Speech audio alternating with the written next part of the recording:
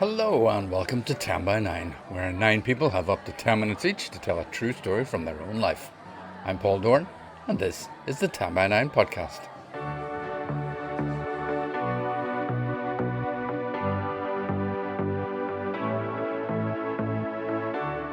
This was a very special week for 10 by 9. Not only did we have an amazing event at our home venue, the Black Box, with brilliant stories on the theme Lucky, but it was also our 13th birthday.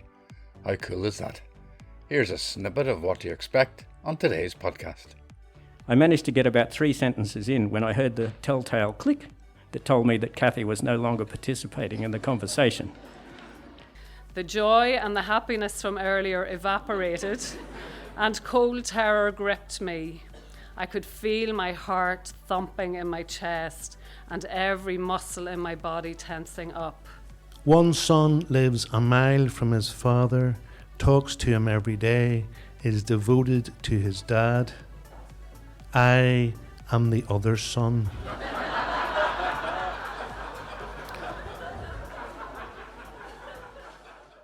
Three brilliant stories, 2 first-timers and a 10 by 9 veteran with a stubborn dad. But first, let's talk about 13 years of 10 by 9. Here's how the host for the evening, that would be me, announced the big birthday. Tonight, this night in 2011, in the front room, 10 by 9 was born.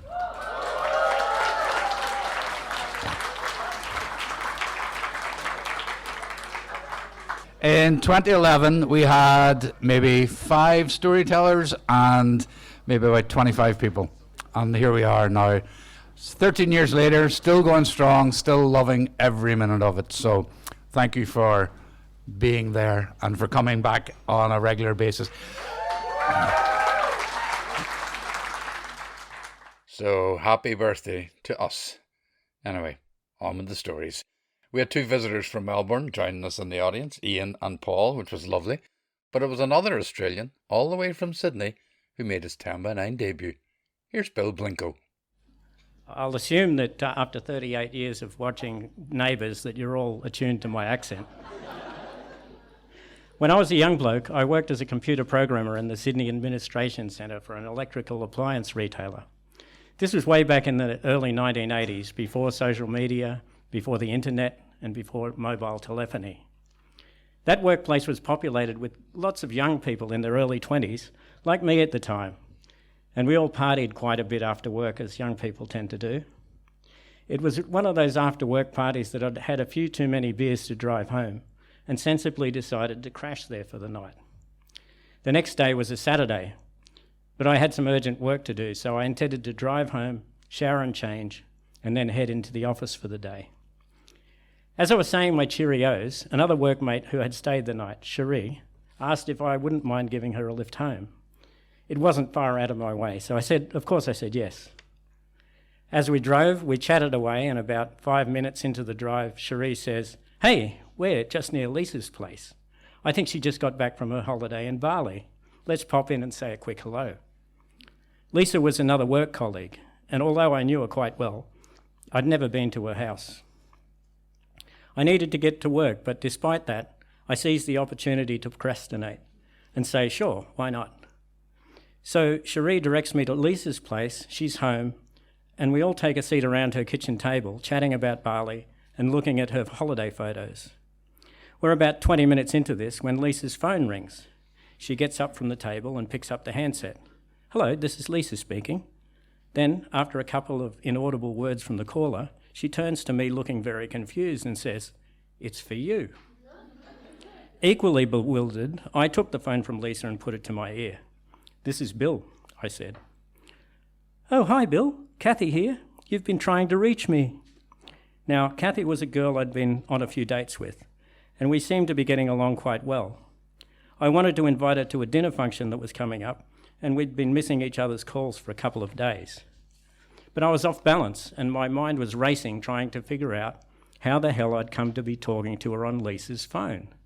I needed some time to think, so I said, "Hey, Kathy, look, I'm a bit tied up at the moment. Can I call you back in an hour?" "Sure, no problem," she replied. So I hang up the phone and turn around to find Lisa and Cherie both looking at me. "Who's Kathy and how did she know you'd be here?" I said, she's a girl I've been seeing, and I have no idea. So we wrapped up at Lisa's. I dropped Cherie home, drove back to my flat, gathered my thoughts and called Kathy back to continue the conversation. Hi, Kathy. I've something to ask you about, but before I do, I'm a little curious about how you knew where I was when you called me earlier. Well, you said you'd had to work and couldn't see me today, so I thought it would be okay to return your call there, at work. Without thinking, I blurted, but I wasn't at work. I was at Lisa Anderson's place. Oh, I hope I didn't disturb. There was a short pause while she fully processed what I'd just said, and then, who's Lisa Anderson? Well, I did my best to explain the circumstances of my attendance at Lisa's so early that morning, but I guess it must have sounded a bit too much like she had caught me in a lie, and I was trying to dig my way out. I managed to get about 3 sentences in when I heard the telltale click that told me that Kathy was no longer participating in the conversation. Although my conversation with Kathy was much shorter than I anticipated, it was just long enough for me to make 2 critical deductions. 1, Kathy thought she'd called me at work earlier that day. And 2, I'd need to find another date for that dinner function. I remembered telling Kathy who I worked for, but I hadn't anticipated her need to call me, so I hadn't given her a phone number. I imagined what an incredible coincidence it would be if she'd looked up the number and flipped a couple of digits in some kind of dyslexic spasm, and that happened to be Lisa's number. So I pulled out my phone book, remember them? And looked up the listing for Lisa Anderson. That was a dead end. The 2 numbers were just too different. And then I thought maybe she made some kind of error looking up the number of my work office. So I leafed through to where my work company number was listed. From there, it didn't take me long to figure out what had happened. It was common in those days for larger companies like the one I was working for to have multiple phone book listings for different divisions of the same company. Kathy'd looked up the first listing, which was the right company, but the wrong division. And she must have been distracted after dialing the first 2 digits, because she started dialing the number again, and the first 7 digits she ended up dialing exactly matched the number for Lisa Anderson's house, where I happened to be at the time and have only ever been for 40 minutes in my entire life. To say that Kathy was lucky to reach me there at that moment and under those circumstances could well be the understatement of the 20th century. The odds against it must have been at least 1 billion to 1. I remember thinking to myself at the time that if there was a limit to the amount of statistical good fortune the luck gods dispense in a person's lifetime, then that was pretty much buggered for ever winning 10 million in the lotto. And that's where my story might have ended, with an astonishing but meaningless coincidence, in the same league as those you read about, where someone gets struck by lightning on 3 different occasions or survives multiple airliner crashes. Yep, it might have ended right there, except that I did find another date for that dinner function. There was this intriguing, smart and pretty Irish girl who worked in the same office as me while she was in Australia on a working holiday.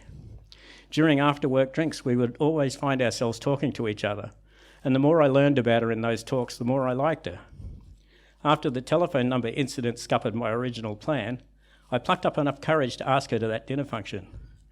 We started seeing each other more regularly after that, and as the time for her to return to Ireland approached, I gradually realised that she was the most special girl I'd ever met.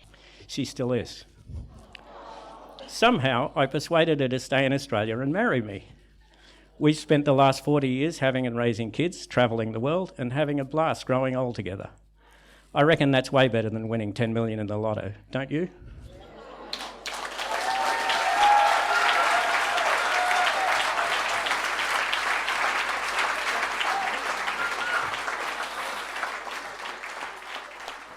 Bill, thank you so much. What a story. Safe journey back to Sydney, and I hope you'll be back with more. Bill told me later that his wife didn't know he was telling a story, so it came as quite a shock when I called him up. Lovely surprise. As I remind you, on every podcast, 10 by 9 is always on the lookout for storytellers new or returning, so get in touch at 10by9.com. If you're a bit nervous or a first timer like Bill, remember, you're the people 10 by 9 was created for, and I look forward to hearing from you. Okay, on to our second story, and it too came from a first-timer, but it was a bit closer to home. Here's Maggie McCarney. It was September 1980, and we were visiting my granny and granda's farm in South County Monaghan, as was our usual routine on a Sunday afternoon. Our family of 6 were squeezed into the living room where Granny and Granda sat on either side of the Stanley cooker. The air was filled with the sweet smell of smoke coming from Granda's pipe. Our Uncle Pat walked in and asked if we would like to walk over to the far field and meet Granda's new horse. Well, we didn't need to be asked twice and became giddy at the prospect of getting to meet the farm's latest addition. We piled out through the front door, leaving Mum, Granny and Granda behind. Pat and Dad led as we ran after them up the street, slowing down as we reached the milking parlour to step around the shite left on the ground by the cows earlier that day. Speeding up again then to pass the pigsty, where we could hear the grunting of the sow and her piglets, the smell making us pull faces as we held our noses. A little further on we passed the hens scratching and clucking in between the hen house and the barn, which was piled high with hay. We made our way down the lane and out onto the narrow winding country road. There, hedges heavy with blackberries, haws and rose hips led us to the field where the beautiful young chestnut mare stood. Pat called it over, and at his suggestion we eagerly pulled up bunches of grass, taking turns to approach the horse, reaching out flat hands to let it nibble the grass and not our fingers. I can still remember lovely brown eyes, the softness of its lips as it sucked up the fresh grass, and the heat of its breath against my hand. It felt tickly, so there was lots of giggling amongst me and my siblings. To our surprise, Pat then asked if any of us would like to take a turn at sitting on the horse and walk around the field, and this was met with a delighted yes from us all. Being the eldest, I was first up. My uncle held the horse while Dad interlaced his fingers for me to place my foot on it so that I could get my leg over and get onto the horse. I'd previously been on my friend's horse, so it was a familiar feeling. I should add, however, that on this occasion Granda's horse had no saddle or reins, not even a rope on it. Of course, at 11 years of age, this did not bother me in the slightest. I had, after all, grown up in a house where Dad loved to watch westerns, and so I'd often seen a horse ridden without a saddle or reins. My uncle rested his hand on the mare's neck and walked beside us, making gentle, comforting sounds and guiding the horse around the field.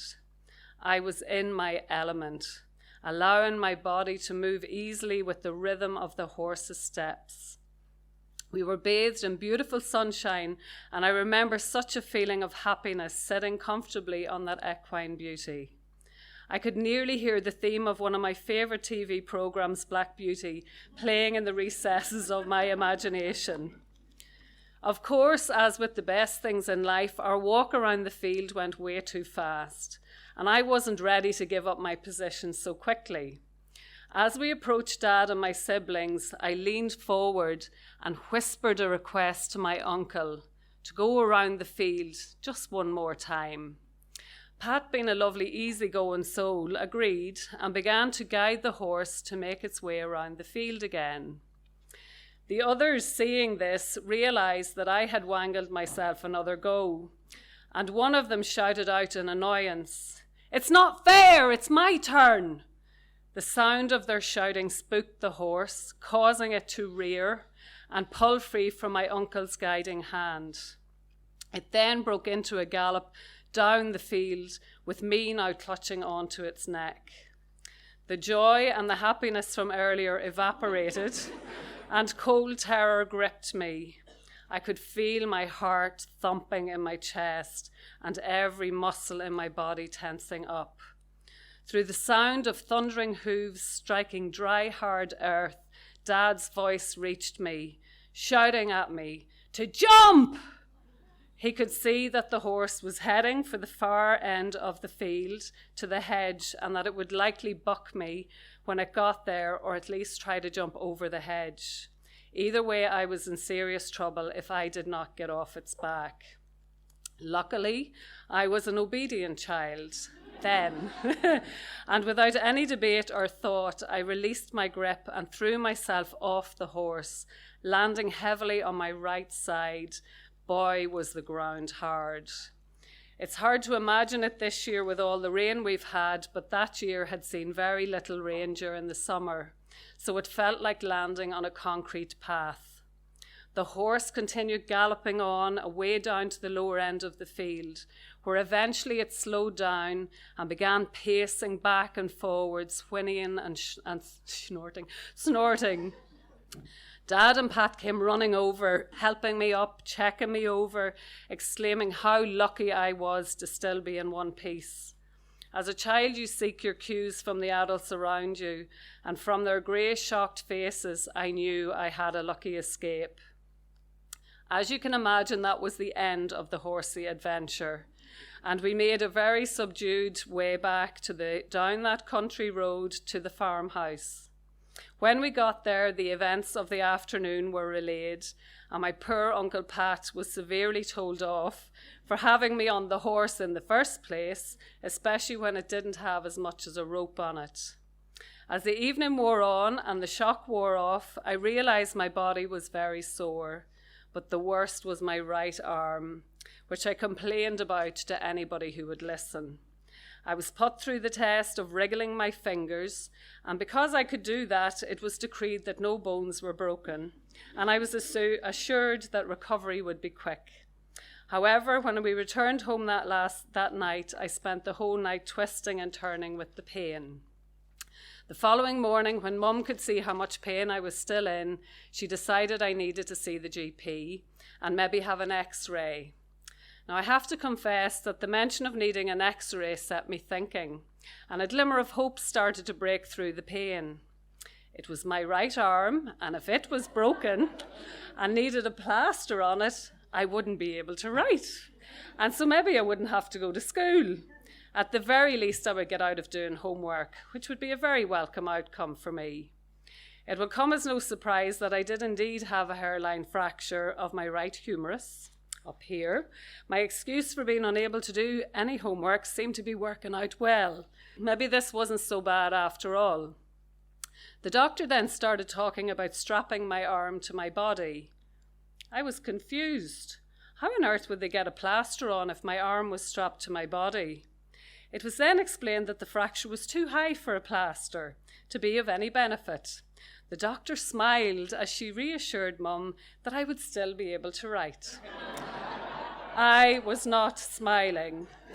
All my imaginings of my friends writing messages on my plaster and homework-free evenings began to evaporate into thin air. All that pain with absolutely no gain. My 11-year-old self did not feel so lucky. Looking back now, of course, I know I was very lucky. Lucky that Dad did not freeze and found his voice quickly to shout at me to jump.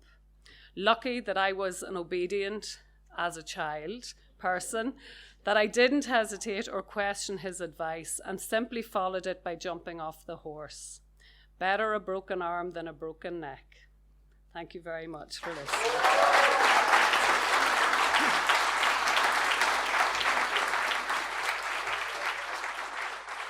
Oh, Maggie, you're a natural. Thank you so much. And Maggie was in touch to say how warm and supportive the audience was in the Black Box. I agree. They're amazing.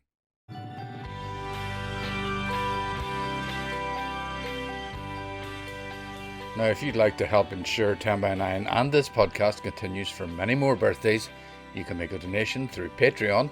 There's a link on our website, that's 10by9.com. As always, a massive thank you to everyone who has given, whether electronically or at our live events over the years. It really helps, and we are so grateful. Okay, on to our third and final lucky story. He's been coming to 10 by 9 for many years, and he never disappoints. Here's Paul Hutchinson. My father does not believe in luck, astrology, or the power of musicals to move the soul.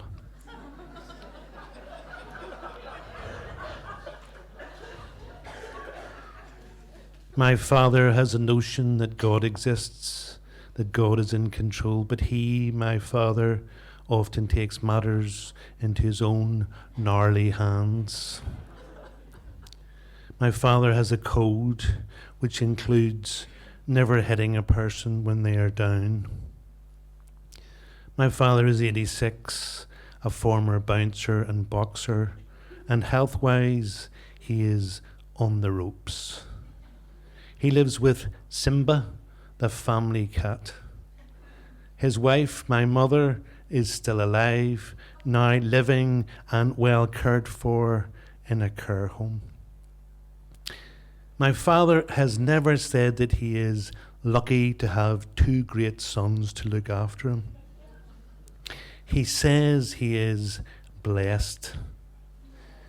Whether it's luck, blessing, genetics, or family upbringing, no matter for now. He is grateful for his sons.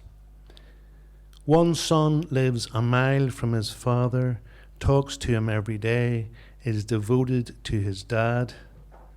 I am the other son.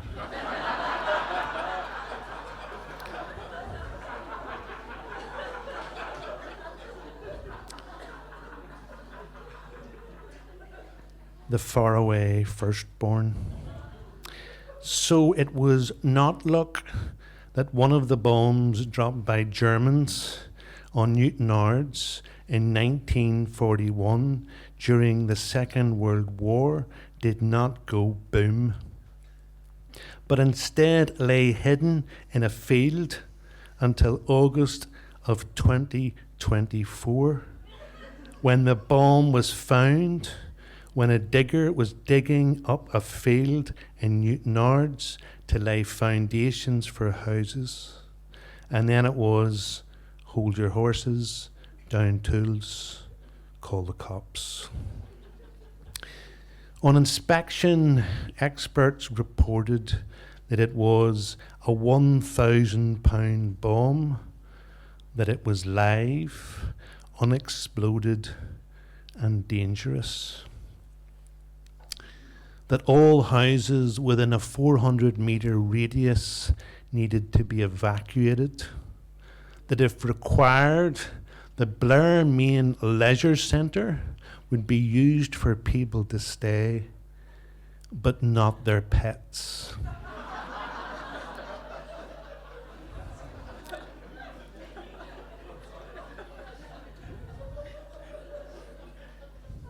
Even in these exceptional circumstances, pets were still not allowed in the Blair Main Leisure Centre. And it was not luck that there was a knock on my father's door, who, thinking it was his local son, came to the door wearing only a short towel. It was not his local son. It was a female police officer who introduced herself and asked if my father wanted to put on some clothes. No, it's all right, love. What do you want?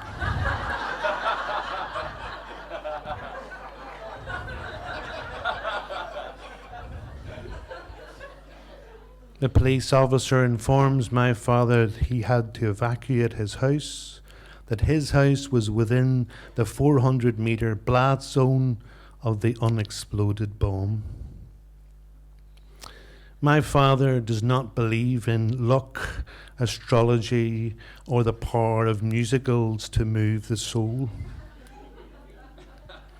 My father has a notion that God exists, that God is in control, but he, my father, often takes matters into his own gnarly hands.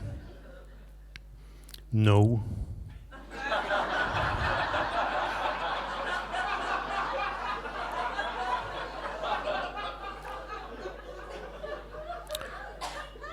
My father said, "No, I'm not going." "But I have to ask you to leave," said the police. "No," he said, "I'm not going. I've got a cat.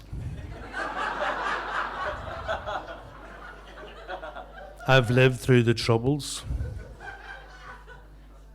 You can't make me.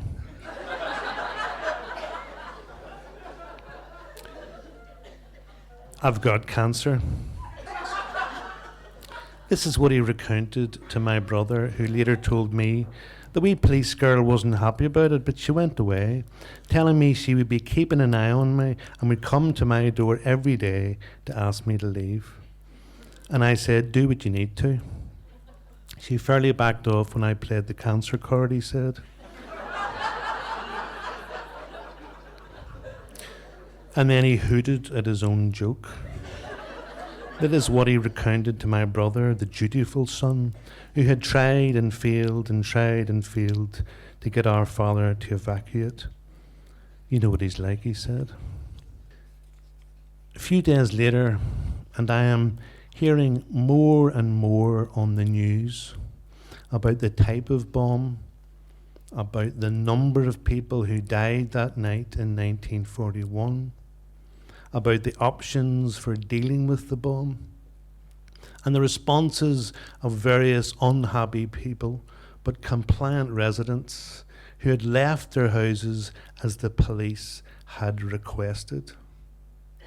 And I am suddenly slapped by the painful realization that my father might actually be in considerable danger, surrounded by empty houses and police checkpoints, alone and waiting for an old bomb to blow. I phone him up. I am 80 miles away. Dad, why don't you and I go on an adventure for a few days? Maybe stay in a hotel. I'll take some time off work. It'll be great. I was trying to entice him from the bomb zone that he had not left. No thanks, son. Dad, why don't you leave the bomb zone, Dad? I'm concerned about your health and safety. He gently laughed, acknowledging the strength of emotion in my voice, touched and awkward by my openness.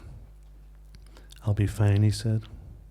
Are the police wrong, I said, slightly sharp. I think they're overreacting, he said. Anyway, he said, I've calculated the risks. He had calculated the risks. My 86-year-old father had calculated the risks. How had he calculated the risks? I was growing frustrated and upset, powerless to persuade him to leave. Dad, I said, I know you have read a lot of Jack Higgins' books about the war. But, and I mean this respectfully, when did you actually get your bomb disposal training? He laughed heartily down the phone, nearly exploding my eardrum. I'm not going, he said. And then I laughed back, resigned to his stubbornness, secretly loving his Thran stance. Was it fearlessness in the face of the threat, or a fear of leaving the house? Then I said, you'd love that on your gravestone.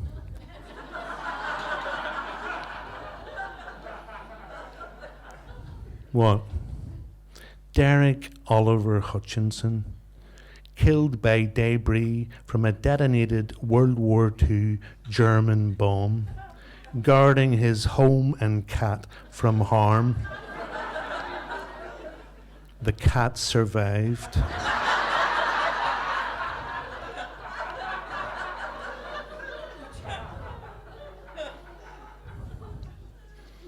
I pause for his response, unsure if he will find this funny or shocking.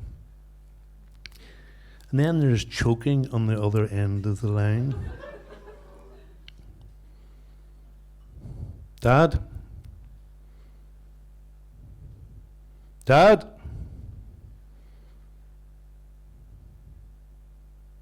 Dad? But it was only the sound of my father laughing. Laughing at death, corpsing at the thought of his own heroic demise. What a way to go, he said, with a bang and not a whimper. What a way to go.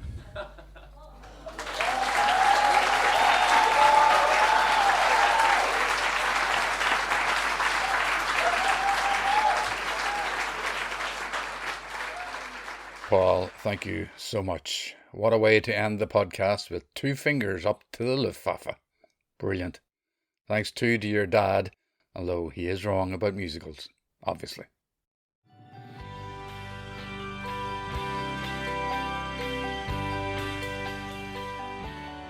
And that's it for this podcast. 10 by 9 moves into the autumn with plenty of events coming up, and you can see them all on our website. While always free, some might require tickets from the venues.